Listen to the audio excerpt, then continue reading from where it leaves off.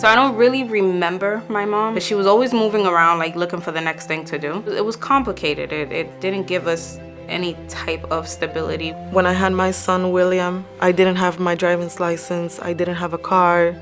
I didn't finish high school, so it was hard to find a good paying job, but my son was my motivation. One of the causes of stress that I had before I started Families First was that I didn't have a support group around. I just didn't have anybody to help me with my kids.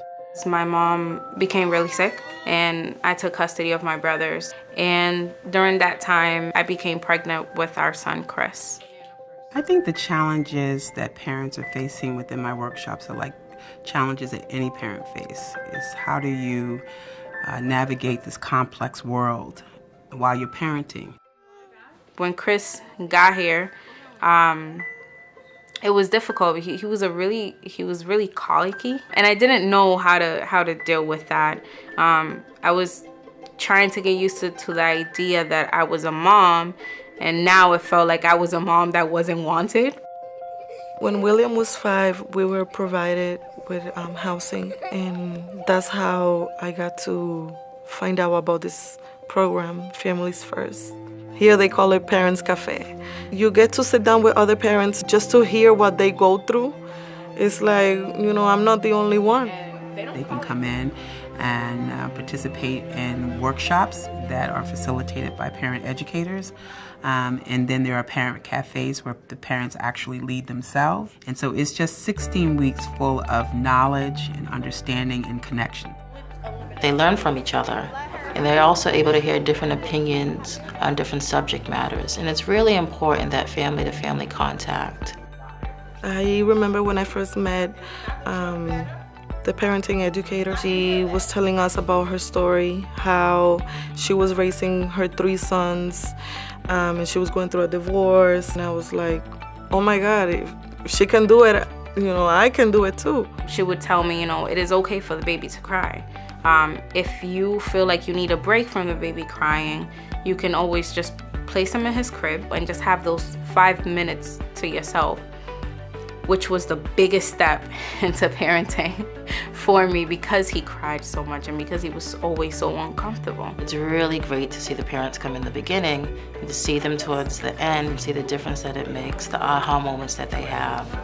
It helped me because I knew that it wasn't that my son didn't love me as the mom that he was given.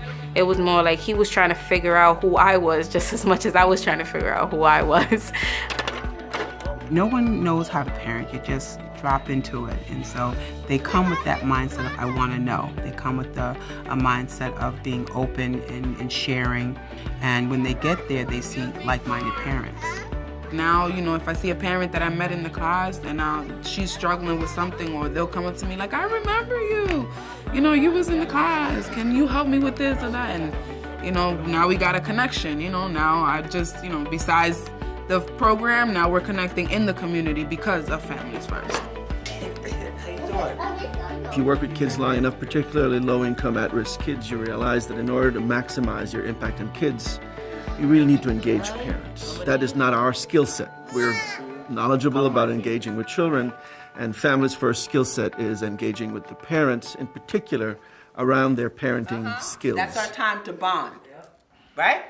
So if I'm bonding right here, I'm giving them... I have learned in this program that to understand my kids, to try to understand them. Every kid is different.